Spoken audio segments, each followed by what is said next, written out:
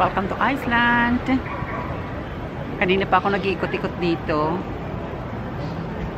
Ang ganda ng panahon ngayong araw na to. Nung dumating ako rito, nag-uulan, kaya hindi ako masyado nakalabas. So, ngayon, umaraw siya. Ang ganda ng panahon. Maganda pala rito pag maganda ang panahon at umaaraw.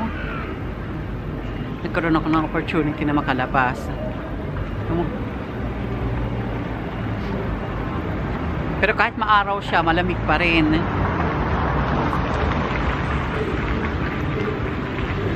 So, andito ako ngayon sa Reykjavik. Ewan ko kung tamang pronunciation ko o Reykjavik. Basta yun na yun. Maganda siya, yung isa sa pinakamalaking city dito sa Iceland. Marami Pilipino rito actually. Kahapon nung nagpunta ako ng mall, may mga nakita ako doon ng mga Filipino. Tapos ang iba dito nagtatrabaho. Ang iba naman, ewan ko mga taga-ibang lugar yata, yun, nagbabakasyon din lang dito, gaya ko. Sa hotel, may kilala ako rito ng Filipina. Ano siya nagtatrabaho, receptionist siya sa hotel. More than 3 years na raw siya rito. Gusto ko ang lugar na to. Nagagandahan ako rito sa Iceland. Tawid nga doon sa kabila. Pag yung may mga tao na nandito pa rin hanggang ngayon, mapapansin nila ako dahil kanina pa ako dumaan dyan, kinunan ko sila ng picture. Actually maganda yung lugar na to dito. Saka makikita ninyo yan pag nilampasan ko. Dadaan ako. Tapos kukunan ko ng shot. Palalampasin ko lang itong mga sasakyan. May mga sasakyan na ano. Hi! May mga nasa kotse. Tingin ko yung batang yun, Pilipinas sila. Mukhaan siguro ako. Ayan. Makikita nyo na. Ang ganda ng ambience. Yan, ang ganda ng ambience dyan. Para saya-saya. Makain sila sa labas. Kasi ang ganda ng panahon ngayon. Ayan o. Lalampasan ko lang, nahiya ako.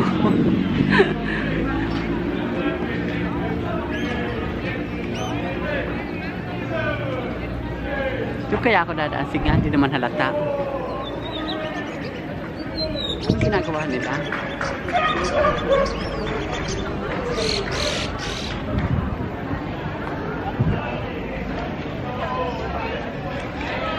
Siguro kung may mga tao yan dyan, sabihin nun, ano kayong ginagawa ko at kanina pa ako padaan-daan. Pangalawang daan ko na to rito. Nasasayahan ako sa ambience nila. Nakaupo lang sila sa labas, umiinom. Ang iba kumakain. Parang gumagalaw ang aking camera. Ayusin ko. Ayun.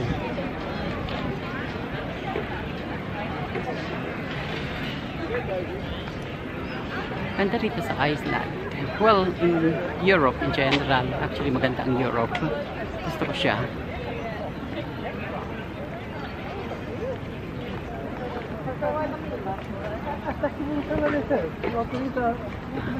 Dun sa kabila. Sa kabila dadaan. Ay, yun, nagpapaaraw siya. Tingnan nyo. Nagpapaaraw siya. Kasi kahit maaraw, hindi siya mainit. Ako nga balot na balot, pero gusto magpaaraw, giniginaw kasi ako.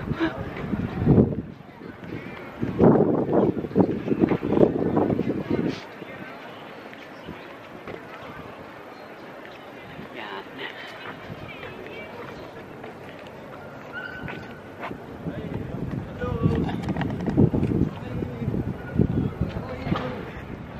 Dito naman tayo sa kabilang side.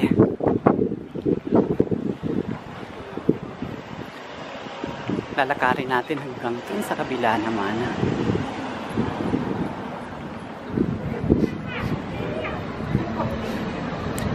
Yung mga kasama ko, umalis sila kanina.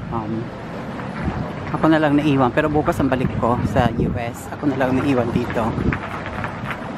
Buti naman at maganda ang panahon. So nagkaroon ako ng opportunity na makalabas. So mga kasama ko nung nandito pa sila, palagi kami inuulan kaya basang-basa kami palagi sa ulan. Dapat pala pag pupunta rito, ang suot nyo is pang hiking na pants kasi hindi masyado nababasa, at saka magdala ng raincoat, protection din.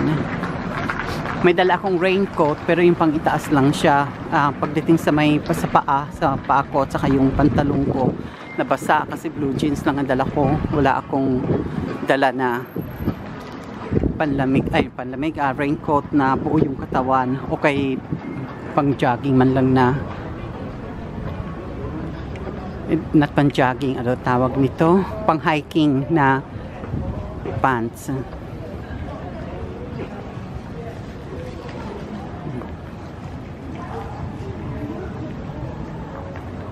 Kaya ganyan pala sila rito pag pag maganda ang panahon, nagsisilabas sila, nagbibilad sa araw. Teka, mapasok ko nga ito. Papatayin ko muna kasi papasukin dito. Souvenir shop ito. Hindi na ako nagtagal dun sa loob. Tinitingnan ko palagi yung presyo ng magnets. Ang mahal ng magnets nila, more than 1,000 ISK, yung Icelandic kroner. Yun ang pinagbabasihan ko pag mura-mura lang, kung mura yung tindahan. Kasi may nakikita ako mga 890 or 700 something lang na magnets. Yung sa kanila nasa may 1,000. So ibig sabihin nun talagang mahal doon. Hindi na ako nagtagal, hindi na ako pumasok. Ay, hindi ko na ako tumingin ng mga pipila. May titingnan ako mamaya para bumili ng mga souvenir items. Ito yung store na to, yung dadaanan ko. Pinasok ko ito kanina. Nordic store. Kaganda ng mga tinda nila pero mahal. Yung tunay talaga na na wool, Icelandic wool. Gusto ko sana bumili. Ay, Diyos ko po, ang dugo ng presyo. Bali na. Ayan, tingnan nyo yung teka, tawid tayo. Mayroon parang park sa kabila. Pupunta ako doon. Para sila sightseeing. Labas. Ito, dadaan niya. Nasa ito. Sightseeing labas. Ayan. Tatawid tayo sa kabila. May nakita akong park. Upo ako dyan sa park. Saan ba rito pipindutin para makatawid? Makita. Saan ba? Ayan. Pinagtitinginan ko ng mga tao. Ay, pala na sila. Hindi naman nila ako kilala.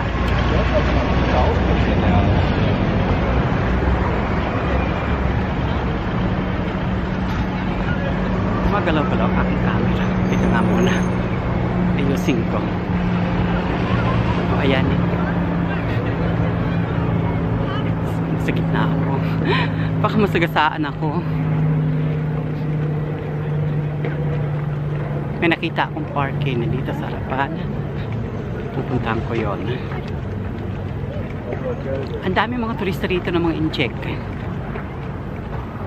Marami rin akong nakita ng mga American.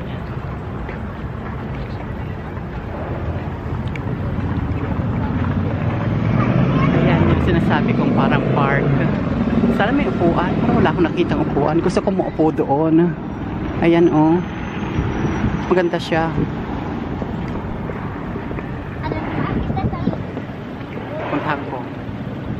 Puntahan natin. Ayan. Hindi na akong tumawid.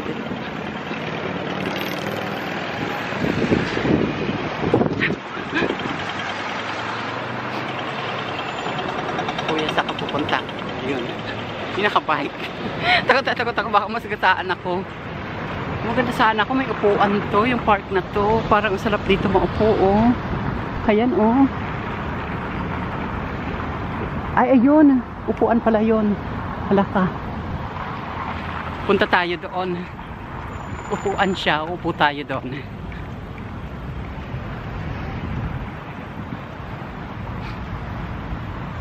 Mabilis lang pumunta rito sa Iceland, galing sa amin doon sa Nashville. May direct flight na yun ang kinuha ko, Iceland Air. Umaalis ng Nashville 9:40 PM, dumarating dito umaga, plus 9 yata ako dumating na umaga. Saka medyo affordable naman yung presyo ng plane ticket. Kaya binuko na lang. Ang mahal dito ay ang tirahan at saka yung pagkain. Gusto ko po, kumain ako ng burger. Kung sa US, ang cost lang nun siguro mga $10. Wala pang $10. Dito doble. More than $20 ang presyo. Kaya hindi mo na akong sasalita. Ang gulo ng mga tao.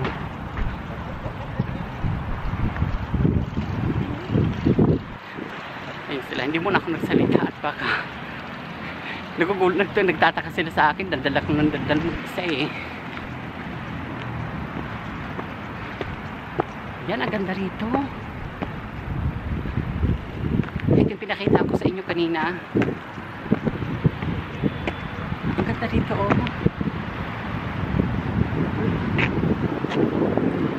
Galing ako doon sa kabila na yon doon kanina. Ewan ko lang kung makikita rito yung cruise ship. May hindi na siguro. May naka-park doon na cruise ship kanina. Ayan, ang ganda.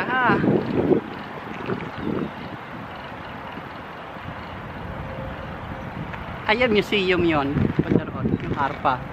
Museum, ayan o. Harpa Museum yan. Tapos sa likod ko, dito yung H&M. Tapos banda roon, mga bilihan yan doon. Punta din ako doon kanina.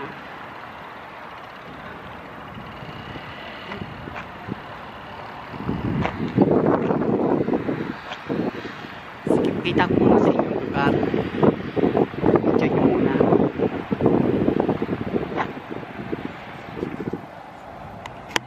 Ayan. Tingnan nyo muna yung lugar.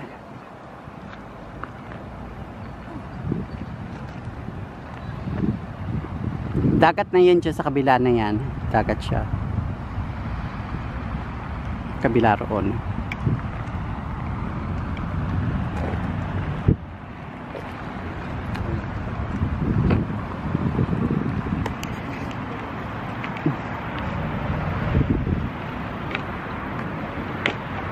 Kala ko babae yung nasa likod ko kanina.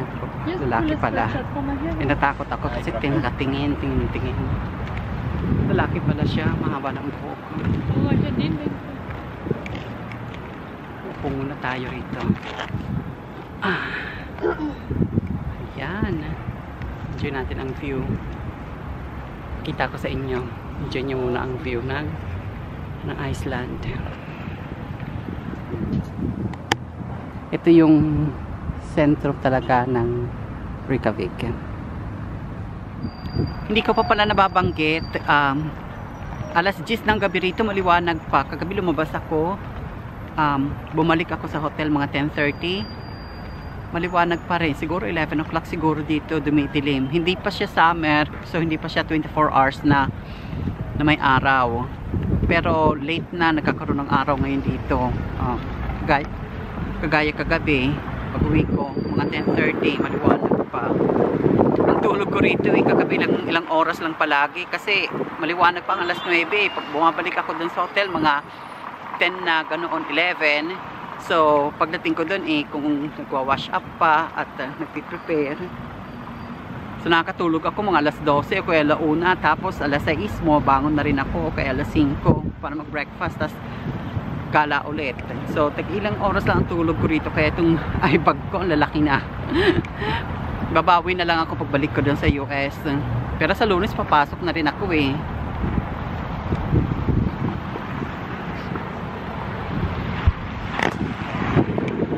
Maganda sana kung nung pagdating namin dito is nag-ula na umaaraw kagaya nito, maganda yung panahon. Mas okay sana. Ang lamig kasi nung habang namamasyal kami, ang lamig-lamig kasi nag-uulan. Ito ngayon ganda na panahon pero malamig pa rin siya. Apat pala kami nagsipunta rito ng mga kaibigan ko. Yung isa galing ng Australia, yung isa galing ng Canada, at saka isa galing din ng US. Dito na kami nagkita-kita. Halos magkakasunod ang aming flight. Ako ang pinakahuling dumating, pero ako ang unang-unang umalis dun sa US. Kasi yung iba galing na ng Canada, yung galing na Australia, nagsasabay na silang dumating dito. Buhat sa Canada, nakita muna sila sa Canada, dumiretso sila rito. 30 minutes lang naman ang pagitan. So, yung tatlo halos sabay-sabay yung tatlo halos sabay-sabay nagdatingan. Ako naman, nahuli sa kanila ng about 30 minutes. So, ayun. Talagang nag-convoy tayo. Impression ko nga pala sa mga Icelandic, para mababait sila, very polite, saka okay lang sila. Kala ko nga mga suplado kasi di ba mga Nordic is very private sila. Pero hindi mababait. Kanina habang nagbi-video ako doon sa kalsada, may nagkita ko na mga teenager nasa kotse, kumaway sila. Hello. alam nila na nagbi-video ako. Kumbaga nag-hi lang sila. Mababait.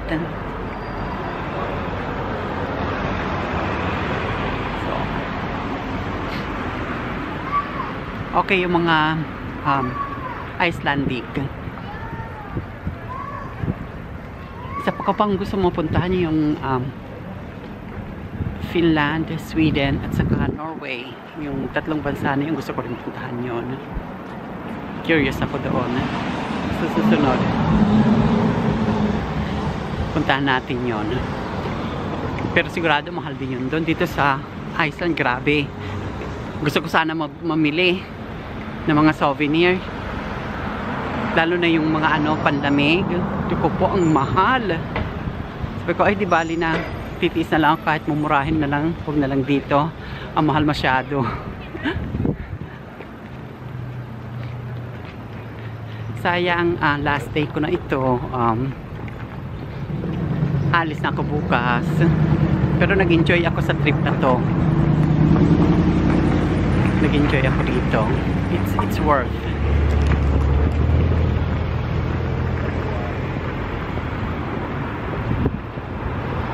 Napaka daw ng population dito, napaka baba. Parang 200, more than 200,000 lang daw. I-correct nyo lang ako kung mali ako, pero i-verify ko rin ito mamaya kung tama yung figure na alam ko na nasa 200,000 lang na population. Medyo may kalakihan din ang lugar na to. So sa tingin ko, yung ibang karamihan na nagtatrabaho sa mga establishments dito ay mga dayo din.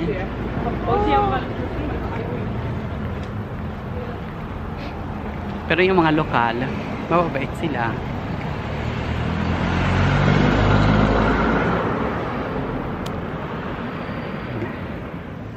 Ito pala ang tinitirahan ko dito. Tinutuluyan ko rito yung hotel namin.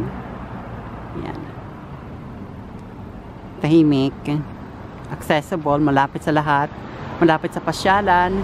At saka malapit din sa bus station. Pero nag-rent a car kami rito. So, nagta-drive kami pag namamasyal kami. Yan. Ayan ang flag nila rito ng Iceland.